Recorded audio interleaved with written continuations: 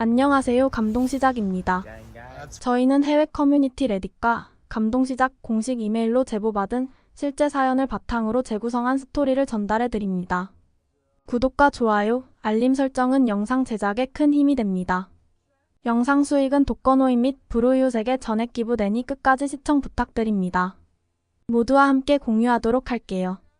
아직도 해외에서는 한국이라는 나라가 전쟁 국가의 피해국이라는 이미지를 가지며 힘들게 살고 있는 모습만 기억하는 사람들이 있는데요. 국제결혼을 앞둔 커플에게는 오늘날 한국의 모습을 알리기 위해서 애를 먹는 모습을 보이기도 합니다. 오늘은 아일랜드에서 한국으로의 결혼 생활을 위해 남자친구와 많은 노력을 해왔다는 여성의 사연을 알아보겠습니다. 그럼 함께 보실까요? 안녕하세요. 저는 한국에서 산 지 3년이 되었고 한국 남편과 결혼하여 두 아이의 엄마인 아일랜드에서 온 데이지라고 합니다. 제가 이번에 말씀드릴 사연은 제 친정어머니와 남편과의 갈등에 관해서예요. 보통 국제결혼이든 아니면 같은 나라 사람끼리 결혼해도 고부간의 갈등은 피할 수 없는 건 결혼하신 분들은 아실 거예요. 대부분은 시어머니와 며느리 사이에 갈등이 있는 경우가 많지만 저희 집안은 좀 특이합니다. 바로 저희 엄마와 제 남편 간의 사이가 그다지 좋지 못했기 때문인데요. 아이 좋지 못했다기보다는 처음부터 저희 엄마는 제 남편을 마음에 들어하지 않으셨어요. 제가 처음에 한국 남자와 사귄다고 했을 땐 엄마는 매우 반대하셨거든요. 아직도 아일랜드인들은 한국이 후진국이라고 생각하는 사람들이 있어요. 물론 나이가 어느 정도 있는 부모님 세대들이 주로 그렇죠. 요즘에는 인터넷의 발달로 대부분 젊은 사람들은 한국의 문화를 좋아하고 한국이 국제적으로도 잘 살고 있는 나라라는 것쯤은 알고 있어요. 하지만 아일랜드의 부모님 세대는 2030년 전에 지금처럼 발전한 모습이 아닌 경제적으로 어려운 모습에 한국만 기억하는 사람들이 많은 건 사실이에요. 제가 처음 한국 남자와 사귀고 있다는 사실을 말씀드렸을 때도 저희 엄마는 부정적이셨습니다. 국제 연애를 하는 것도 마음에 들지 않은데 거기다 한국 남자라고 말씀을 드렸더니 시큰둥하시더라고요. 대체 왜 못 사는 나라의 사람과 만나서 고생하려고 하냐면서요. 그러면서 사귀는 건 뭐라 안 하겠지만 더 깊은 관계로는 가지 말라고 하셨어요. 결혼은 안 된다는 말을 돌려서 하신 거였죠. 하지만 저는 한국이 너무 좋았습니다. 사실 아일랜드를 포함해서 대부분의 유럽에서는 한국 문화를 좋아하지 않는 국가는 없다고 생각해요. 젊은 학생들은 K-팝을 매일 들으며 살고 있고 2030대 청년들은 한국의 드라마와 영화를 즐겨보는 문화는 이제는 당연한 모습이거든요. 저 역시 한국의 문화를 사랑하고 또한 동경했기 때문에 고등학교 시절부터 한국어를 공부했었죠. 그랬기에 대학 시절 한국으로 어학연수를 떠난 이유였기도 하고요. 제가 한국으로 어학연수를 갔을 때 정말이지 외국인 학생들이 너무나도 많았어요. 신촌거리를 지날 때 보면 어떤 날은 외국인들만 눈에 띄는 날도 있을 정도였는데요. 그런 모습들을 보며 저는 제 선택을 후회하지 않았습니다. 제가 한국어를 공부하고 문화를 공부한다는 것은 제 미래에 투자한다고 생각했어요. 사실 아일랜드가 세계적으로 부유한 나라이고 선진국의 이미지가 있는 것은 사실입니다. 하지만 그만큼 국가에 내는 세금도 많고 물가도 엄청나게 비싸거든요. 아일랜드인은 자국의 살인적인 물가 때문에 여행을 다른 해외로 가는 경우가 상당히 많습니다.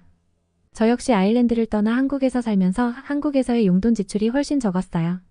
물론 지금의 한국은 예전에 비해 물가가 높이 상승했다고는 하지만 아일랜드의 물가는 체감상 한국의 3배 정도는 되는 것 같아요.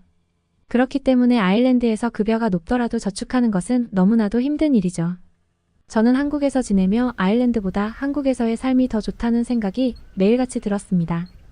그랬기에 한국 남자친구를 만났을 때도 저는 한국에서의 결혼 생활을 꿈꿔왔어요. 물론 저희 엄마는 무조건 반대를 하실 거라는 것은 이미 알고 있었지만요. 하지만 저는 한국에서 어학원을 졸업하고 바로 한국 기업에 취업했습니다. 내 인생은 내 것이라는 생각을 가지고요. 제가 고향인 아일랜드로 3년째 돌아가지 않자 엄마는 저에게 언제 돌아올 거냐고 물으셨어요. 저는 입이 쉽게 떨어지지 않았습니다. 한국에서 결혼하고 살고 싶다는 말씀을 도저히 드리기가 어려웠어요. 그런 엄마의 질문에 저는 일단은 조만간 돌아갈 거라는 말만 되풀이했습니다. 원래 계획은 그 당시 저희 한국 남자친구와 아일랜드의 집에 찾아가서 엄마와 아빠에게 제 결혼 소식을 들려드리러 갈 계획이었습니다. 결혼이라는 것은 중대한 사안이기 때문에 직접 찾아뵙고 말씀드리려고 했죠. 그렇게 저와 제 남자친구는 아일랜드의 부모님께 향했습니다. 그 당시 제 남자친구는 중소기업에 다니고 있었어요. 하지만 전문직이어서 그런가 30도 안 된 나이에 높은 직급과 연봉을 받고 있었죠. 충분히 미래가 보이는 직종이라고 생각했습니다. 남편 역시 자신이 하는 일에 대해 자부심이 있었고요.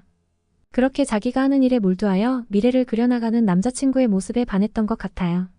그렇게 제가 사랑하고 있는 남자친구는 드디어 저희 부모님을 만나게 되었습니다. 참고로 저희 엄마 성격은 겉으로 보기에는 너무나 친절하다고 생각될 정도로 예의를 갖춘 분이에요. 한마디로 웃으면서 독설을 날리는 스타일이죠. 그런 엄마가 남자친구를 만나서 시종일관 웃으면서 얘기하는 모습을 보며 저는 엄청나게 마음에 들지 않나 보다 했습니다. 남편은 일본어를 어느 정도 할 줄은 알았으나 저희 엄마는 영어와 프랑스어를 조금 정도만 할 줄 알아서 둘만 있을 때는 대화가 되지 않았어요. 그래서 저희 엄마가 하는 말을 제가 통역했어야만 했는데 엄마가 제 남자친구에게 하는 말 중에는 한국을 무시하는 성향의 단어들도 있었기 때문에 저는 최대한 표현을 순화하며 통역을 했습니다. 식사를 마치고 저는 본격적으로 저와 제 한국 남자친구와의 결혼에 대해 말씀을 드렸습니다. 물론 예상하고 있었지만 저의 이런 발언에 부모님은 표정이 굳으셨어요. 그러면서 엄마는 말씀하셨습니다. 너희가 결혼하는 건 내가 반대한다고 해서 안 할 것도 아니니 그건 너희들 좋을 대로 해라. 하지만 결혼하고 나서 아일랜드에서 살아야 해. 그래도 한국보다 훨씬 더 선진국인 나라에서 사는 것이 너희 둘에게는 더 좋을 테니까 말이야. 저는 어떻게 통역을 해야 할지 몰랐어요. 그 어떤 표현을 써도 한국을 깎아내리려는 엄마의 의도를 저는 미안한 마음을 갖고 남자친구에게 통역을 해줬습니다. 물론 남자친구는 사전에 엄마가 한국에 대한 인식이 좋지 않다고 미리 말을 해놨기에 예상은 했지만 그런 말을 듣고는 살짝 흥분하는 표정이 보이더라고요. 남자친구는 한국은 현재 아시아에서도 최고의 경제성장을 이룬 나라고 저 역시 제 또래와 비교하면 성공한 편입니다. 데이지를 걱정하는 마음을 알겠는데 우리 둘은 한국에서 결혼 생활을 하고 싶습니다. 어머니께서야말로 한국에 대해 더 아실 필요가 있을 것 같습니다. 라며 똑부러지는 답변을 하는 게 아니겠어요. 이런 불똥 튀는 언쟁의 중간에 낀 저는 이러지도 저러지도 못하는 상황이 되었죠. 저희 엄마는 계속하여 한국에 대해 무시하는 표현을 써가며 남자친구에게 아일랜드에서 살기를 설득하고 남자친구 역시 자기 뜻을 굽히지 않았습니다. 결국 남자친구는 그럼 저희와 함께 한국에 가서 직접 보세요. 그때도 인정 못하시겠다면 어머니의 뜻을 따르겠습니다. 라며 초강수를 두는 제안을 하더라고요. 사실 저는 한국에서 일하고 있지만 2년 계약직이었고 아직 급여도 그렇게 많은 상황이 아니었어요. 하지만 남자친구는 지금 다니고 있는 회사에서 일을 하면 할수록 커리어가 쌓이고 미래가 보장되는 상황이었죠. 그런 남자친구가 사실상 한국을 떠나 다른 나라로 간다는 것은 말도 안 되는 이야기였습니다. 저희 엄마는 살짝 미소를 머금고 그럼 가보자. 내가 만약 한국을 생각하고 있는 지금 모습이 틀렸다면 너희들이 원하는 대로 해라. 하지만 그게 아니라면 너희들은 지금 생각하고 있는 계획을 바꿔야 할 거야 라며 남자친구의 제안에 응했습니다. 그렇게 일사천리로 저희 부모님과 남자친구 그리고 저는 한국으로 들어오게 되었어요.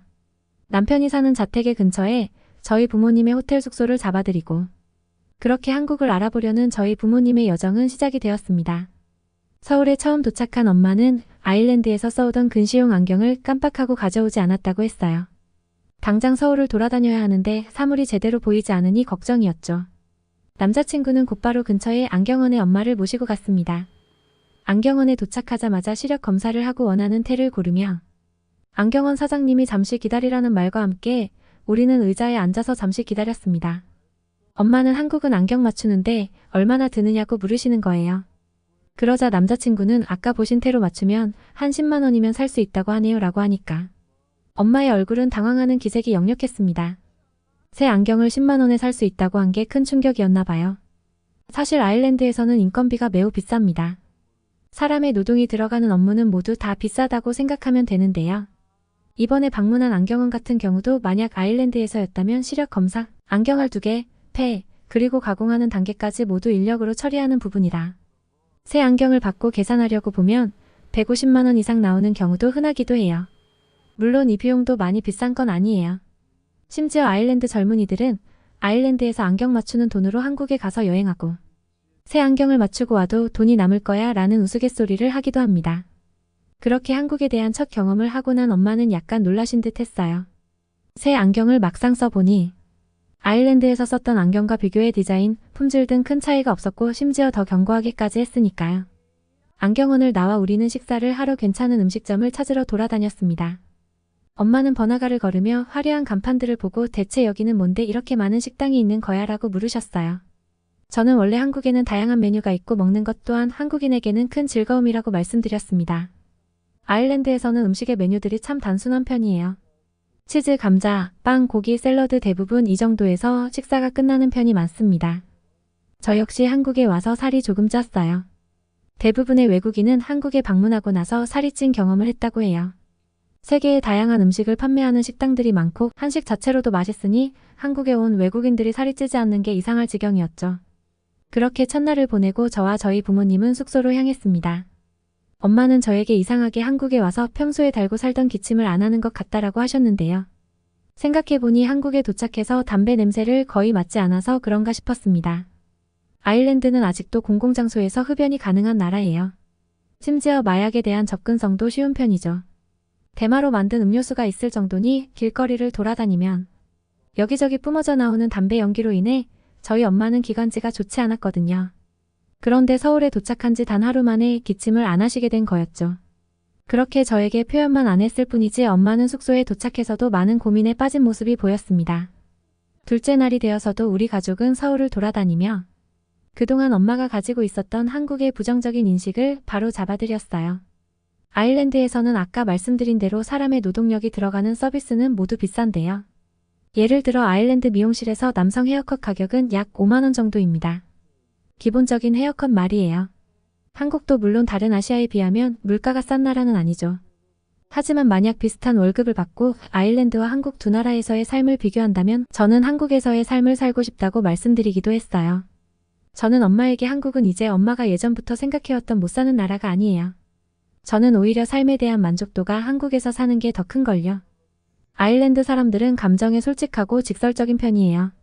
그렇기 때문에 때론 답답하고 융통성 없게 느껴질 때가 많고 유도리가 없는 게 대부분이죠. 한국에서 3년간 살아온 저로서는 만약 아일랜드에 돌아간다면 도저히 적응을 못할 것 같아요 라고 말씀드리니 어머니께서는 아무 말 없으시다가 호텔에 돌아가서 저에게 이런 말씀을 하셨어요. 내가 졌다. 한국은 내가 생각했던 것보다는 훨씬 발전한 나라인 걸 알게 됐다. 어딜 가도 친절하고 모두 따뜻하게 대해주는 걸 하루 만에 느낄 수 있을 정도였어. 한국에 오기 전까지만 해도 너를 절대로 아일랜드를 떠나서 살게 하지 않게 할 생각이었는데 이번에 한국에 와서 보니 한국은 충분히 살만한 나라인 것 같아. 단 이틀 만에 엄마는 여태 자신이 생각하며 살았던 편견이 완벽하게 바뀌었다는 것을 말씀하셨습니다. 그 후 저희가 결혼하고도 엄마는 1년에 한 번씩 한국에 와서 저희와 함께 오랜 시간을 보내고 아일랜드로 돌아가시곤 해요. 저희 엄마를 비롯해 아직도 해외의 많은 부모님들은 한국이 못 사는 나라라고 생각하는 경우가 있는데요. 이런 모습을 볼 때마다 많이 안타까운 것 같아서 이런 사연을 보내드립니다. 이제는 한국 아이의 엄마가 된 저는 아일랜드인이 아닌 한국 엄마로서 행복하게 살아가고 있어요. 한국에 계신 외국인 엄마들 모두 힘내세요. 오늘의 사연은 어떠셨나요? 아직도 한국을 전쟁 직후의 개발도상국으로만 알고 있는 외국인들이 가끔 보이는데요. 사실 직접 와보지 않고서야 제대로 된 한국의 모습을 알기는 어려운 부분이죠. 이렇게 본인의 남편과 그리고 한국을 위해 자기 엄마의 편견을 일깨워줄 정도로 열심히 한국을 알려준 데이지 님이 앞으로도 더욱 행복하게 살길 바랍니다. 오늘 사연은 여기까지입니다. 시청해주셔서 고개 숙여 진심으로 감사드립니다.